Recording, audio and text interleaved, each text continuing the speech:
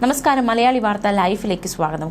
കോഴിക്കോട് ബാലുശ്ശേരിയിൽ പിതാവിനെ മകൻ വെട്ടിക്കൊലപ്പെടുത്തിയ സംഭവത്തിൽ കൂടുതൽ വിവരങ്ങൾ പുറത്തുവരികയാണ്. അതായത് കൊലപാതക ശേഷം മകൻ ചെയ്തു കൂട്ടിയ കാര്യങ്ങൾ, അടക്കെടുക്കുന്നു, വിൽക്കുന്നു, എന്താണ് ഈ ഒരു വഴക്കിലേക്ക്, ഈ കൊലപാതകത്തിലേക്ക് നയിച്ചത് എന്നതടക്കമുള്ള വിശദാംശങ്ങളൊക്കെ പുറത്തു വരുന്നുണ്ട്. നമുക്ക് എന്തായാലും ഈ വാർത്തയുടെ കൂടുതൽ വിവരങ്ങൾ നോക്കാം. ഈ മകൻ, അതായത് പിതാവിനെ കൊലപ്പെടുത്തിയ ശേഷം മകൻ സുധീഷ് മോതിരവും കവർന്നു. പിതാവിൻ്റെ പനായി ചണോറ അശോകനെയാണ് മകൻ സുധീഷ് തിങ്കളാഴ്ച രാത്രി കൊലപ്പെടുത്തിയത്. കൊലപാതകത്തിന് ശേഷം അശോകന്റെ 2 മോതിരങ്ങളിൽ ഒന്നാണ് സുധീഷ് മോഷ്ടിച്ചത്. സ്വർണമാണെന്ന് കരുതി ബാലുശ്ശേരിയിലെ കടയിൽ ഇത് വിൽക്കാൻ വേണ്ടി ഇയാൾ വന്നു. അപ്പോഴാണ് അത് ചെമ്പ് മോതിരമെന്ന് അറിഞ്ഞത്. 1 പവനോളം വരുന്ന സ്വർണ്ണമോതിരവും ചെമ്പുമോതിരവും അശോകൻ പതിവായി ധരിക്കാറുണ്ടായിരുന്നു. 20,000-ലധികം രൂപയും കൊല്ലപ്പെടുന്ന സമയത്ത് അശോകന്റെ കയ്യിലുണ്ടായിരുന്നു. കൊല്ലപ്പെട്ട ദിവസം രാവിലെ അടയ്ക്ക എടുക്കുന്നതുമായി ബന്ധപ്പെട്ട് ഇരുവർക്കുമിടയിൽ തർക്കമുണ്ടായി. ഇത് വഴക്ക് കലാശിച്ചത് കൊലപാതകത്തിലായിരുന്നു. മാത്രമല്ല, ഈ മൂത്ത മകനാണ് പിതാവിനെ കൊലപ്പെടുത്തിയിരിക്കുന്നത്. 2015 ഇളയ മകൻ അമ്മയെ കൊലപ്പെടുത്തിയിരുന്നു. ജനുവരി 6 അമ്മ ശോഭനയെ ഇളയ മകൻ സുമേഷ് കൊലപ്പെടുത്തിയത്. എന്നിട്ട് ഇളയ മകൻ വിഷം കഴിച്ച് മരിക്കുകയും ചെയ്തു. കൊലപാതക ശേഷം പുറത്തുപോയ സുധീഷ് രാത്രി തിരികെ വന്നപ്പോൾ വീട്ടിലും പരിസരത്തും ആളുകളെ കണ്ട് പറമ്പിലൂടെ മുകൾ ഭാഗത്തേക്ക് ഓടി. അപ്പോഴാണ് കുറേ നാട്ടുകാർ ഇത് കണ്ട് ഇയാളെ പിടികൂടിയത്. നാട്ടുകാരും പോലീസും കൂടി ചേർന്നാണ് പ്രതിയെ പിടികൂടിയത്. ബാലുശ്ശേരി ഇൻസ്പെക്ടർ TP ദിനേശിന്റെ നേതൃത്വത്തിലുള്ള സംഘമാണ് പ്രതിയെ അറസ്റ്റ് ചെയ്തത്.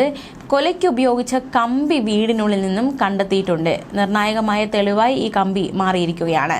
മാത്രമല്ല, ഫോറൻസിക് സംഘം, വിരലടയാള വിദഗ്ധർ അടക്കമുള്ളവർ സ്ഥലത്തെത്തി പരിശോധന നടത്തിയിരുന്നു. തെളിവുകളടക്കം ശേഖരിച്ചിരുന്നു. നിർണായകമായ തെളിവുകളൊക്കെ, ഈ കേസുമായി ബന്ധപ്പെട്ടുള്ള നിർണായകമായ തെളിവുകളൊക്കെ ശേഖരിച്ചു.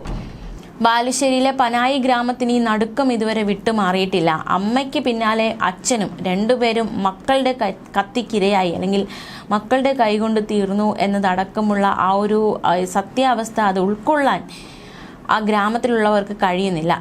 അമ്മയും ഇളയ മകനും മരിച്ചതോടെ അച്ഛനും മകനും മാത്രമായിരുന്നു ആ വീട്ടിൽ ഉണ്ടായിരുന്നത്. അശോകന്റെ ഭാര്യ ശോഭനയെ 13 വർഷം മുൻപാണ് ഇളയ മകൻ സുമേഷ് അതിദാരുണമായി വെട്ടിക്കൊലപ്പെടുത്തിയത്. ഇവിടെ പിതാവിനെയും മൂത്ത മകൻ വെട്ടി തന്നെയാണ് കൊലപ്പെടുത്തിയിരിക്കുന്നത്. സുമേഷിനെയും ശോഭനയും വീട്ടിൽ മരിച്ച നിലയിൽ കണ്ടെത്തുകയായിരുന്നു. സാമ്പത്തികമായി മെച്ചപ്പെട്ട അവസ്ഥയിലാണ് അശോകന്റെ കുടുംബം. പക്ഷേ സാമ്പത്തിക ബാധ്യതയല്ല ഇത്തരത്തിലുള്ള കൊലപാതകത്തിലേക്ക് നയിച്ചതെന്ന് വേണം ഇതിൽ നിന്ന് മനസ്സിലാക്കാൻ. സ്കൂൾ കാലം കഴിഞ്ഞതോടെ മക്കൾ ലഹരിക്ക് അടിമകളായി. നാട്ടുകാരൊക്കെ പറയുന്നുണ്ട് ഈ മൂത്ത മകൻ, അതായത് പിതാവിനെ കൊലപ്പെടുത്തിയ മകൻ ലഹരി ഉപയോഗിച്ചിരുന്നുവെന്ന്. അമ്മയെ കൊന്ന ഇളയ മകനും ലഹരിക്ക് അടിമയായിരുന്നു. സഹോദരൻ്റെയും അമ്മയുടെയും മരണം സുധീഷിനെ വലിയ രീതിയിലാണ് മാനസികമായൊക്കെ തകർത്തിരുന്നു. തുടർന്ന് മദ്യത്തിനും ലഹരി മരുന്നുകൾക്കും ഇയാൾ അടിമയായി. താടിയും മുടിയും ഒന്നും വെട്ടാതെ സുധീഷ് നടക്കും. ഇത് നാട്ടുകാർക്കും ഒരു ഭീതികരമായ കാഴ്ച തന്നെയായിരുന്നു. ഉപദ്രവിച്ചാലോ എന്ന് പേടിച്ച് ഗേറ്റിനപ്പുറത്ത് നിന്ന് വീടിനടുത്തുള്ള ബന്ധുക്കൾ സുധീഷിന് ഭക്ഷണം നൽകിയിരുന്നു. നാട്ടുകാരും സാമൂഹിക പ്രവർത്തകരും ഇടപെട്ട് സുധീഷിന് ലഹരി വിമുക്തി ചികിത്സ നൽകിയിരുന്നു. ചികിത്സ തുടരണമെന്ന് നാട്ടുകാർ അശോകനോട് നിർദ്ദേശിച്ചു. പക്ഷേ അശോകൻ അത് കാര്യമായിട്ട് എടുത്തില്ല. സുധീഷിന് പ്രശ്നമൊന്നുമില്ലെന്നും ചികിത്സിക്കേണ്ട ആവശ്യമില്ല എന്നുമായിരുന്നു അശോകൻ സ്വീകരിച്ച നിലപാട്. ഇതോടെ ചികിത്സ മുടങ്ങുന്ന സാഹചര്യമുണ്ടായി. മദ്യം വാങ്ങുന്നതിനാവശ്യമായ പണത്തിന് വേണ്ടി അശോകനും സുധീഷും തമ്മിൽ പ്രശ്നങ്ങൾ ഉണ്ടായിരുന്നു എന്നാണ് അടുപ്പക്കാരൊക്കെ പറയുന്നത്. ഈ കാര്യത്തിൽ അച്ഛനും മകനും തമ്മിൽ വഴക്കു കൂടിയിരുന്നു എന്നതടക്കമുള്ള വിവരങ്ങൾ പുറത്തു വരുന്നുണ്ട്. അശോകനെ ആദ്യമായിട്ടല്ല ഈ മകൻ ആക്രമിക്കുന്നത്. നേരത്തെയും അശോകനെ, അതായത് സ്വന്തം പിതാവിനെ സുധീഷ് ആക്രമിച്ചിരുന്നു. അന്ന് അശോകന്റെ വലത് കൈക്ക് കുത്തേറ്റിരുന്നു. അതായത് നേരത്തെ ഇത്തരത്തിലൊരു കൊലപാതക ശ്രമം എന്ന് വേണമെങ്കിൽ പറയാം, അത്തരത്തിലൊരു ആക്രമണമൊക്കെ ഇയാൾ നടത്തിയിരുന്നു. അന്ന് അശോകന്റെ വലത് കൈക്ക് കുത്തേൽക്കുകയും ചെയ്തിരുന്നു. അയൽവാസി ഇത് ആ കാഴ്ച കണ്ടു. അതായത് അശോകന് കുത്തേൽക്കുന്നത് അയൽവാസി കണ്ടു. അപ്പോൾ അദ്ദേഹത്തെ ഉടനെ തന്നെ ആശുപത്രിയിൽ കൊണ്ടുപോയി. അതുകൊണ്ട് മാത്രമാണ് അദ്ദേഹം അന്ന് രക്ഷപ്പെട്ടത്.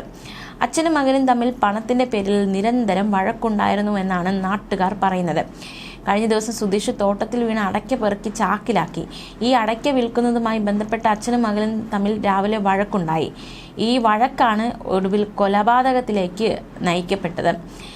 ഈ കൊലപാതകം നടത്തിയതിനു ശേഷം സുധീഷ് അങ്ങാടിയിലെത്തി അടയ്ക്കയും വിറ്റു എന്നതാണ് ഏറ്റവും ശ്രദ്ധേയമായ മറ്റൊരു കാര്യം. രാത്രി വീട്ടിൽ വെളിച്ചം കണ്ടില്ല. ഇതോടെ അശോകനെ അന്വേഷിച്ച് നാട്ടുകാർ വീട്ടിലെത്തി. അപ്പോഴാണ് കിടപ്പുമുറിയിൽ നിലത്ത് വെട്ടേറ്റ് മരിച്ച നിലയിൽ അശോകനെ കണ്ടത്. തുടർന്ന് സുധീഷിനെ പോലീസ് കസ്റ്റഡിയിലെടുത്തു. അശോകന് മൃതദേഹം പോസ്റ്റ്മോർട്ടത്തിനായി കോഴിക്കോട് മെഡിക്കൽ കോളേജ് ആശുപത്രിയിലേക്ക് മാറ്റുകയും ചെയ്തിരുന്നു. അതിക്രൂരമായ ഒരു വാർത്തയായിരുന്നത്. സ്വന്തം പിതാവിനെ മകൻ അതിദാരുണമായാണ് വെട്ടിക്കൊലപ്പെടുത്തിയത്. എന്തായാലും മാനസിക അസ്വാസ്ഥ്യം ഈ പ്രതി പ്രകടിപ്പിച്ചിരുന്നു, ലഹരി ഉപയോഗിക്കാറുണ്ടായിരുന്നു എന്നതടക്കമുള്ള വെളിപ്പെടുത്തലുകളൊക്കെ നാട്ടുകാർ നടത്തിയിട്ടുണ്ട്. എന്തായാലും വളരെ ദാരുണമായ ഒരു സംഭവമായി ഇത് മാറിയിരിക്കുകയാണ്.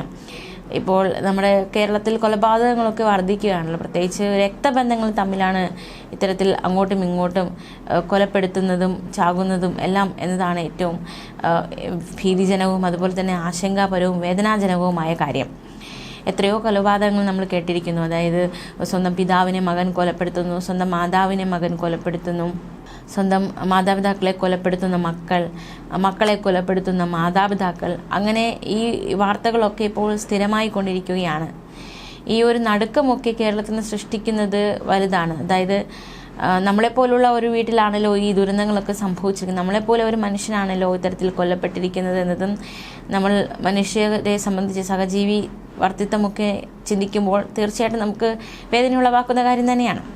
മാത്രമല്ല ശ്രദ്ധേയമായ മറ്റൊരു കാര്യം, ഇവിടെ ലഹരിയും വളരെ വലിയൊരു വില്ലനായി മാറിയിട്ടുണ്ട്.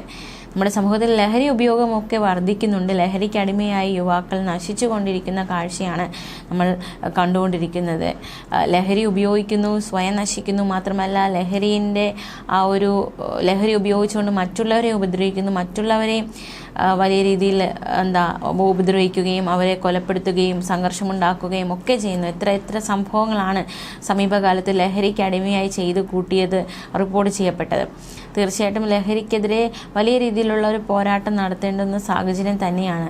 അല്ലെങ്കിൽ ഇത്തരത്തിലുള്ള കൊലപാതകങ്ങൾ വർദ്ധിക്കുമെന്ന കാര്യത്തിൽ സംശയമില്ല. ലഹരിക്ക് അടിമയെ എന്താണ് ചെയ്തു കൂട്ടുന്നതെന്ന് മനുഷ്യർക്ക് ചിന്തിക്കാനോ അല്ലെങ്കിൽ അവർ ചെയ്യുന്ന തെറ്റാണെന്ന് പോലും ചിന്തിക്കാനുള്ള ഒരു ബോധമില്ലാത്ത അവസ്ഥയിൽ ആൾക്കാർ എത്തിക്കൊണ്ടിരിക്കുകയാണ്. ഇപ്പോൾ കഴിഞ്ഞ ദിവസത്തെ ഈ സംഭവത്തിൽ സ്വന്തം പിതാവിനെയാണ് മകൻ വെട്ടി കൊലപ്പെടുത്തിയത്. ശേഷം അടയ്ക്ക വിൽക്കുന്നു, മോതിരമെടുത്ത് പണയം വയ്ക്കുന്നു. തീർച്ചയായിട്ടും ബോധമുള്ള ഒരു വ്യക്തി ഇത്തരത്തിലുള്ള കാര്യങ്ങളൊക്കെ ചെയ്യുമോ എന്നത് ഏറെ ചിന്തിക്കേണ്ട കാര്യം തന്നെയാണ്. ലഹരിക്ക് അടിമയാണ്, ഇയാൾ മാനസിക അസ്വാസ്ഥ്യം പ്രകടിപ്പിക്കുന്നുണ്ട് എന്നതടക്കമുള്ള വെളിപ്പെടുത്തലുകളൊക്കെ നാട്ടുകാരും നടത്തിയിട്ടുണ്ട്.